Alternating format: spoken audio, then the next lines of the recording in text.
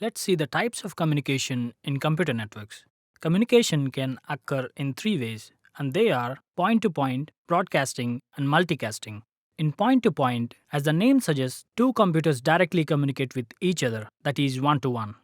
Whereas in broadcasting, one computer sends data to all nodes in the network, for example, distributing weather reports or live radio programs. Broadcasting a message is wasteful because some of the receivers might not be interested in the message. Multicasting is nothing but sending messages to well-defined group of nodes but not all the nodes. For example, streaming live video only to the subscribed viewers. Categories of networks. In general, there are two primary categories of networks: local area network and wide area network. Networks of a size in between are typically referred to as metropolitan area network. Local area network. Local area network or LAN is a private network of personal computers or consumer electronics that share a common communication medium such as cables or wireless connection. LANs are confined to a small geographic area such as single office or a building. LANs owned by companies are called enterprise networks. All computers in the LAN communicate through a hub or a switch. The most common type of wired LAN is the Ethernet. Here we can see a simple switched Ethernet.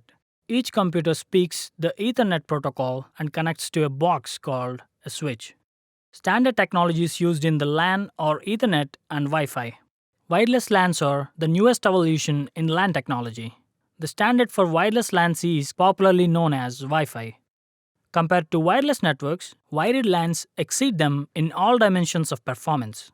Many LANs use wireless technologies that are built into smartphones, tablet computers, and laptops with the help of hotspots.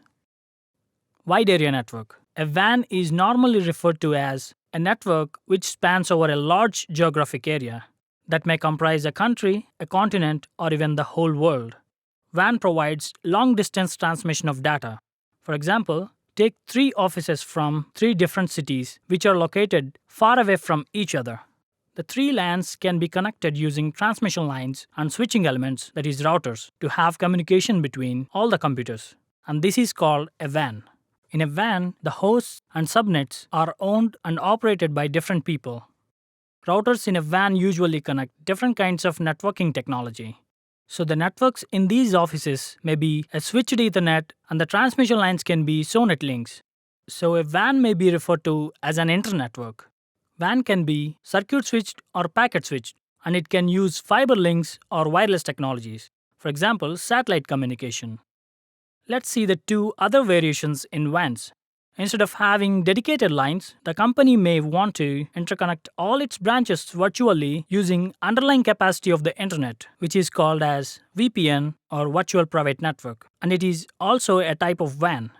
Instead of having dedicated lines and VPN, the company can approach a network service provider or telecom company to connect all its branches, which can also be a WAN. Metropolitan area networks. A metropolitan area network or MAN is a network which is bigger than LAN but smaller than WAN. It typically covers the area inside a town or a city. It is designed for those who need a high-speed connectivity. A good example of MAN is a part of a telephone company network that can provide a high-speed digital subscriber line or DSL to the customer. Recent developments in high-speed wireless internet have resulted in another type of MAN, which has been standardized as IEEE 802.16 and is popularly known as WiMAX.